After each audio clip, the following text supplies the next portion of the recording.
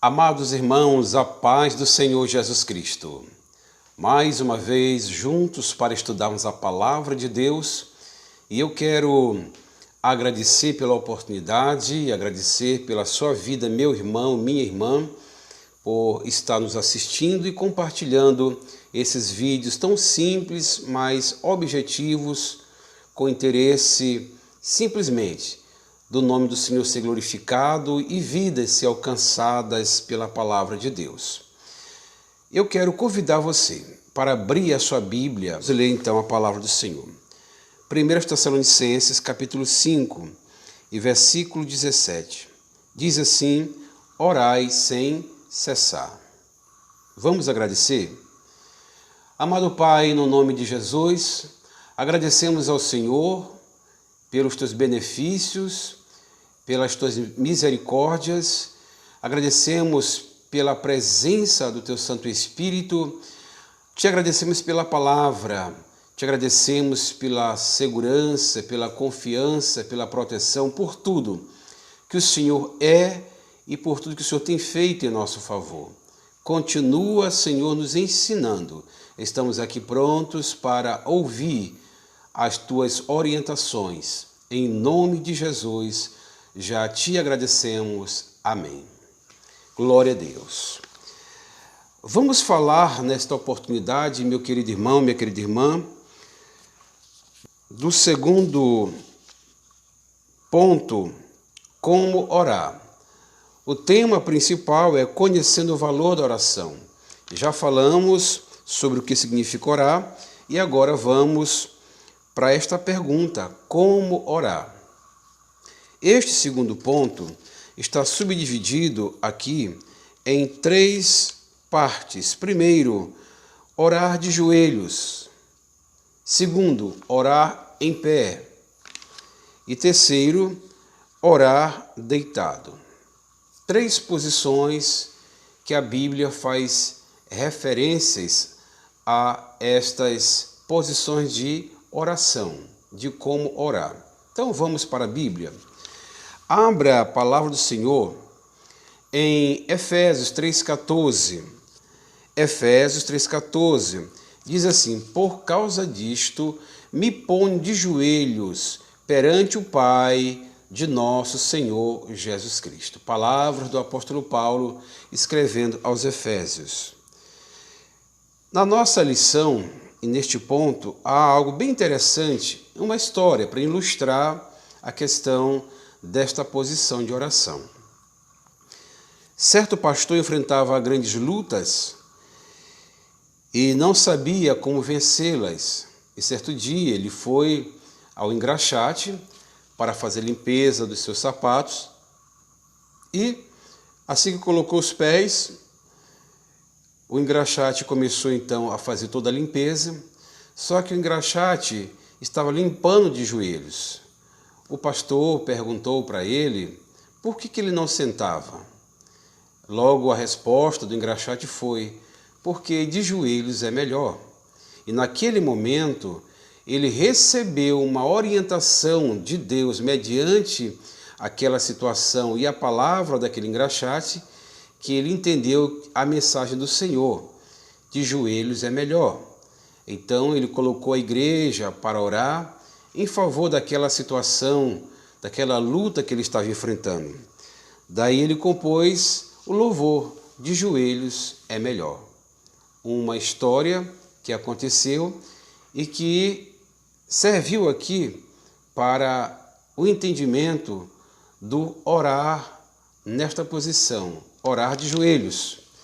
E é claro, irmãos, que orar de joelhos, podemos até dizer que é uma das posições que todo crente deve compreender, para que também não fique acomodado, ficar só em pé e só deitado.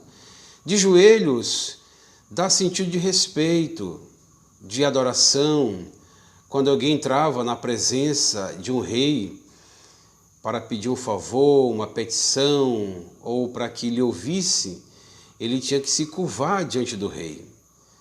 Pensarmos em rei, logo pensamos em Cristo, que é o Rei dos Reis e Senhor dos Senhores. Então fica a pergunta: como você acharia melhor se curvar diante do rei, deitado, em pé ou de joelhos? Então, logo, esta posição podemos destacar como a número 1, porque demonstra algo de extrema reverência àquele que é supremo, Criador de todas as coisas. É claro que o deitado em pé tem as suas situações, e nisso nós vamos falar agora de como orar de pé. Abra sua Bíblia em 2 Crônicas, capítulo 20, versículos 5 ao 6. A palavra do Senhor diz: E pôs-se Josafá em pé na congregação de Judá e de Jerusalém, na casa do Senhor, diante do pátio novo, e disse: Ah, Senhor, Deus de nossos pais, porventura não és tu Deus nos céus? Não és tu que dominas sobre todos os reinos das nações? Na tua mão há força e potência, e não há quem te possa resistir. O texto aqui apresentado é para mostrar esta ocasião em que o rei Josafá se colocou de pé. Rei Josafá, rei de Judá, que diante do povo orou a Deus e recebeu a resposta imediatamente. Os crentes costumam orar em pé no início, durante o fim dos cultos e têm recebido grandes vitórias. O importante é a sua possibilidade.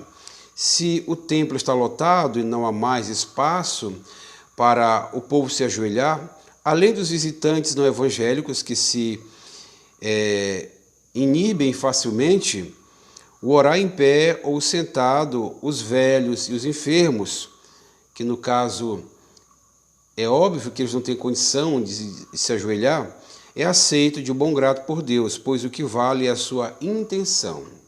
O que vale é a sua intenção. E, resumindo, o que vale, além da intenção, é a posição do coração.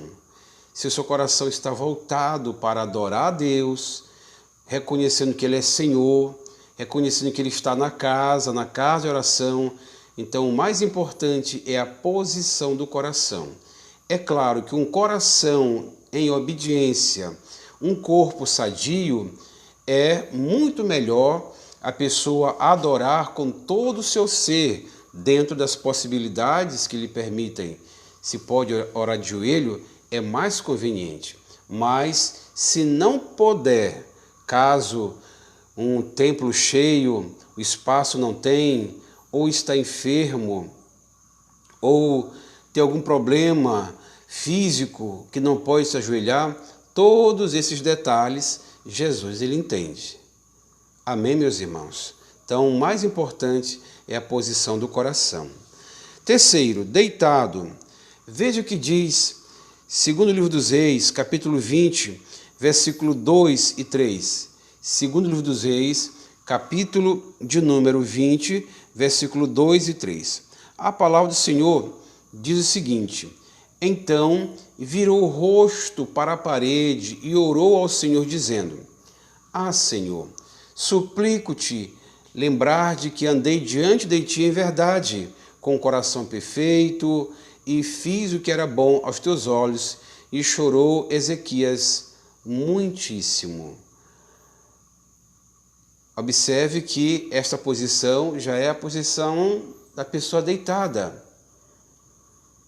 O que dizer de alguém no hospital que não pode se levantar? Se alguém for orar, vamos obrigá-lo a orar de joelhos? Não. Naquela mesma posição ele pode orar. Como eu disse, a importante é a posição do coração. Louvado seja o nome do Senhor. O terceiro ponto fala sobre, traz uma pergunta: onde orar? Aonde eu devo orar? Vamos ver, à luz da Bíblia. Abra sua Bíblia no livro de Mateus, capítulo 21, versículo 13.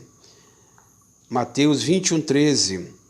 Diz a palavra do Senhor: E disse-lhe, está escrito, a minha casa será chamada casa de oração, mas vós a tendes convertido em covis de ladrões. Palavra de Jesus estava um tanto revoltado com o que estavam fazendo do templo, casa de oração, templo que o próprio Pai fez referência ao templo e que era local onde o nome do Senhor devia ser santificado, adorado, onde os olhos do Senhor estavam voltados para o templo, os seus ouvidos, mas estavam tratando, como disse Jesus, estavam fazendo de covil de ladrões. Covil de ladrões. Onde orar? No templo. Jesus disse que aquela casa seria chamada casa de oração. Casa de oração. E outra coisa interessante desse texto, que não está aqui neste assunto, mas fica aqui algo também de extrema importância, que Jesus diz: a minha casa será chamada casa de oração. A minha casa. Então, o templo que é levantado ao Senhor, que é consagrado ao Senhor, pertence a Ele, tudo é dele. Aonde o nome dele é glorificado, aonde o coração das pessoas fizeram para a glória de Jesus Cristo. Então, a casa é dele. E por ser casa dele, ele mesmo diz que a casa será chamada casa de oração. O que é oração? É diálogo, é conversa. Agora, pense nos privilégios que temos de nós, como servo do Senhor, conversar com o dono do ouro e da prata, conversar com aquele que cura, que faz milagres, com aquele que é especialista na advocacia, com aquele que é o bom pastor, e tantos adjetivos que podemos aqui mencionar como interessante, irmãos. Por isso devemos valorizar a casa do Senhor e estar lá também para orar, para conversar com o nosso Senhor e ouvir também a sua santa palavra, certo? Como é que conversamos, pastor Enoque? Quando você está adorando, você está emitindo a sua voz, a voz que vem do coração, para o Deus Pai que está com os ouvidos atentos para ouvir o que você está falando. Mas chega um momento que Ele quer falar com você, quer conversar com você. Aí nós temos que colocar os nossos ouvidos atentos para ouvir o que o Senhor quer falar. Por isso, na casa do Senhor é chamada casa de diálogo, de conversas espirituais, onde o filho conversa com o pai conversa com o filho. Amém? Segundo, onde orar? Mateus capítulo 6, versículo 6, olha o que Jesus Cristo disse: mas tu, quando orares, entra no teu aposento, e fechando a tua porta, ora a teu Pai que está em secreto, e teu Pai que vê em secreto te recompensará publicamente. Veja, você ora em secreto, mas a bênção se torna pública. Por quê? Porque aquilo que vem de Deus para você não é seu, é dele. Então Ele quer que nós compartilhemos para demonstração das suas misericórdias, das suas bênçãos em favor do seu povo. Jesus, em seu Sermão da Montanha, enfatizou que a oração feita em particular é ouvida pelo Senhor, que vê secretamente. Então, em segundo lugar, onde orar em particular? Se pode orar no templo, de forma particular, ou de forma coletiva, mas geralmente se ora de forma coletiva. Você não vai entrar no templo sozinho, a não ser que for por algum motivo, mas geralmente o templo é aberto para todos. E aí o pensamento, quando falamos de templo, é de forma coletiva a adoração. Mas tem oração particular, que você entra no seu aposento, você fecha a porta do seu aposento e ora ao Pai em secreto. Em secreto o Pai vê, e com certeza o Pai ouve, né? E Ele recompensa publicamente, assim disse Jesus. Amém, meus irmãos? Terceiro, onde orar? Onde orar? Você pode orar em família. Em família. Atos 12, versículo 12, a Bíblia diz: e considerando ele nisto, foi à casa de Maria, mãe de João, que tinha por sobrenome Marcos, onde muitos estavam reunidos e oravam. Oração familiar. Então, primeiro, oração que você pode fazer no templo. Segundo, particular. Terceiro, em família. Temos ainda Atos capítulo 12, versículo 5. Pedro, pois, era guardado na prisão, mas a igreja fazia contínua oração por ele a Deus. A igreja fazia contínua oração por ele. A igreja em Jerusalém enfrentava uma das maiores lutas de sua história. Herodes, rei dos judeus, prendeu dois de seus principais líderes, Tiago e Pedro. A popularidade deste monarca estava baixa. Ele julgou que a perseguição aos cristãos iria ajudá-lo a recobrar seu prestígio. Mandou matar primeiramente Tiago para sentir a reação do povo, que foi um sucesso no que diz respeito, que estava no seu coração. Tiago morreu, né? Todo mundo parabenizou. Então ele marcou a data da morte de Pedro, um dia após o encerramento da Páscoa, quando todos os judeus se preparavam para retornar aos seus países de origem. Com esse acontecimento, Herodes conseguiria o ápice de sua popularidade. Atos 2, 5. Então registra que Pedro estava na prisão e era guardado para ser morto. Mas agora o Senhor guarda Pedro, protege Pedro e tira Pedro da prisão. De uma forma sobrenatural, os portões foram se abrindo, o anjo do Senhor que chegou para resolver o problema. E aí a resposta foi que, enquanto a igreja orava, o Senhor trabalhava. Bendito é o nome do Senhor Jesus. Então, em família, podemos fazer isto com muita naturalidade, até porque a igreja é formada de famílias, então devemos entender que a família deve estar em oração. Bom, meus irmãos, nós vamos ficar por aqui e no próximo vídeo nós vamos falar sobre quando orar. Mas antes de encerrarmos o que está aqui na revista desse momento, eu quero trazer aqui alguns subsídios aos irmãos para fortalecer a fé dos irmãos e ajudar no entendimento dos nossos nobres estudantes da palavra do Senhor e aqueles que estão seguindo a Cristo, os discipuladores e os discípulos, os novos na fé, que estão aprendendo com o Senhor. Sabemos que a oração é um diálogo com o Senhor. Sabemos agora que podemos orar de joelhos, em pé, deitado. Sabemos que devemos orar no templo, em família. Devemos orar de forma particular. Graças a Deus por isso. Mas devemos também entender que a Bíblia faz recomendações de orações que não são respondidas. É bom que se diga para que os meus irmãos compreendam e não façam as coisas de forma errada. Por isso que eu quero compartilhar com você dessas verdades, de alguns motivos de orações que não são respondidas. Se pode orar no templo, pode orar em particular, pode orar em família. E as coisas talvez não aconteçam como você espera.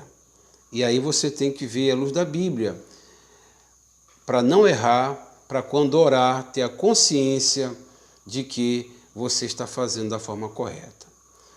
Bom, Deuteronômio 1, 26, porém vós não quisestes subir, mas fostes rebeldes ao mandado do Senhor, nosso Deus.